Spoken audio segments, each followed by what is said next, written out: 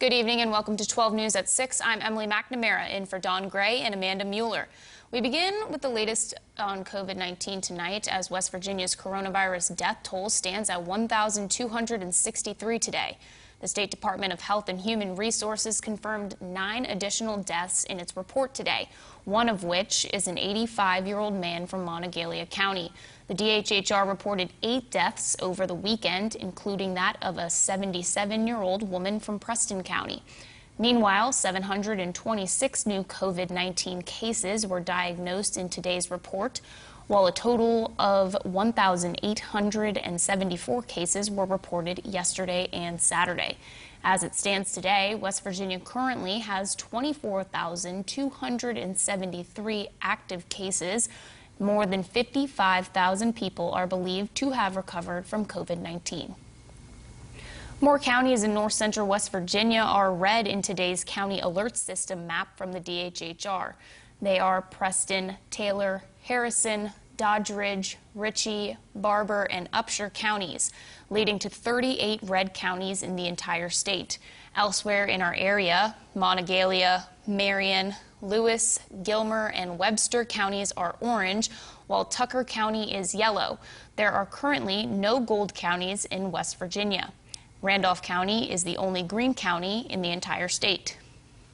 And today was a mix of good and bad numbers concerning COVID-19 in West Virginia. The good news is that more than 30,000 West Virginians have now been vaccinated against COVID-19, and a new vaccine batch of a similar size will arrive this week. On the downside is the state's ever-increasing number of active coronavirus cases. The spike is bringing calls for more testing and mask wearing from Governor Jim Justice. If you want this thing to absolutely get like a horror film, all we've got to do is stop wearing our mask and just sit on the sidelines and wait for it all to happen. The governor says the priority remains to get nursing home residents and workers the vaccines first, as they are the most vulnerable. That work could be completed soon. Last night, President Trump signed into law the $2.3 trillion package that combines COVID-19 emergency relief with funding for the government. Congress passed the legislation with strong bipartisan support last Monday, but President Trump was reluctant to sign the bill, which provides relief to struggling families and small businesses and averts a government shutdown. The $900 billion COVID-19 relief bill includes direct payments of $600 for people making less than $75,000 a year. Plus, there is an additional $300 a week in unemployment benefits, and it funds the government through September 2021.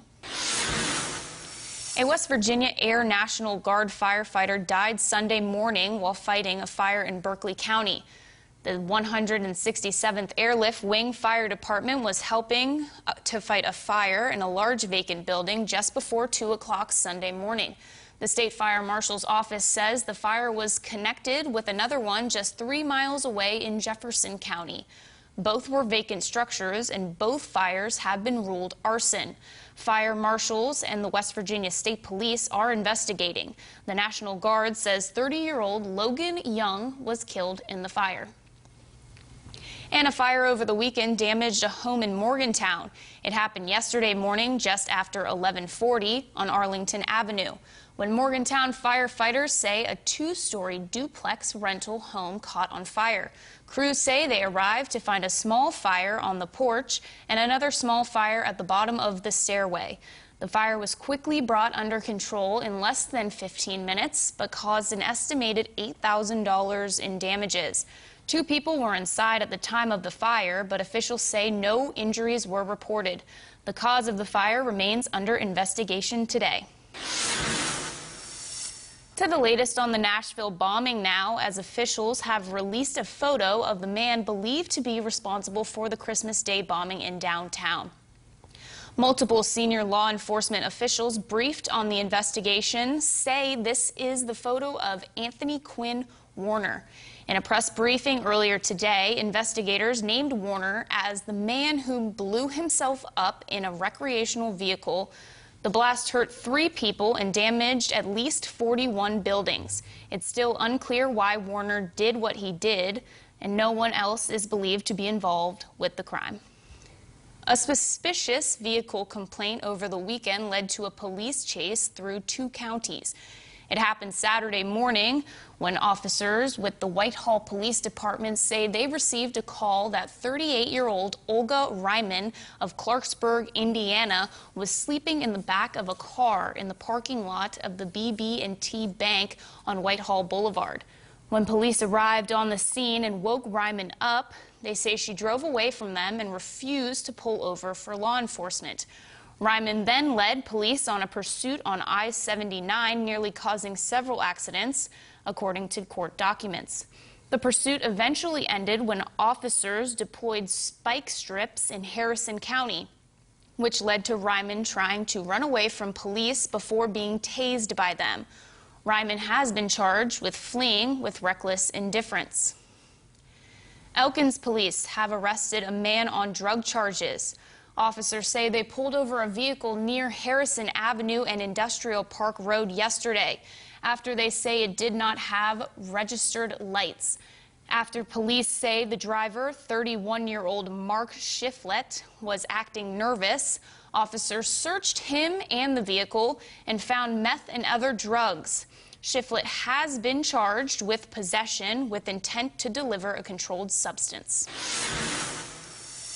Last week, 41 high schools across the state received the Jennings-Randolph Award, given to schools which had more than 85% of its eligible senior class registered to vote. Among 41 schools, only 25 had 100% of eligible seniors registered. One of those 25 is Clarksburg's Notre Dame High School. The award is named after West Virginia native Senator Jennings-Randolph, who helped introduce and fight for the 26th Amendment, which lowered the voting age to 18 in 1971. Officials say there was a record turnout at the polls across the country in this past election, with 66% of voting eligible aged people casting their votes in November. A local internet celebrity passed away over the weekend, and coming up on 12 News, we remember the life and legacy of Clarksburg native Grandma. And the Pittsburgh Steelers are AFC North champions. We'll recap yesterday's win over the Colts and look ahead to the playoffs later in the 12 Sports Zone.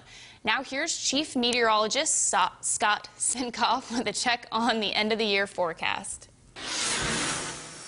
Thank you, Emily. We are looking at some unsettled weather across the region, not just for tonight, but into the rest of the week. Cloudy skies currently throughout north central West Virginia, Weston, Clarksburg, and Morgantown. Looking mainly dry, but we have seen a couple of stray showers here and there throughout the region. But currently into Randolph and Pocahontas counties, we're seeing a little bit of sleet and snow into the highest peaks, with a bulk of the precip into the foothills and mountains. Mainly rain, but we are seeing a little bit of mixing. So make sure just to watch out, go a little bit slower out there, especially if you're heading up Route 219, Seneca Trail and Parsons. Looking mainly dry right now, but could see a few sprinkles or specks of sleet as we head overnight, with temperatures sliding into the 30s for the high peaks. 42 in Elkins, 40 in Clarksburg, 38 in the University City, as well as in Ellenboro and Middleburn, with a breezy wind up to 20 miles per hour in Tucker County. Those temperatures sliding down into the 20s overnight.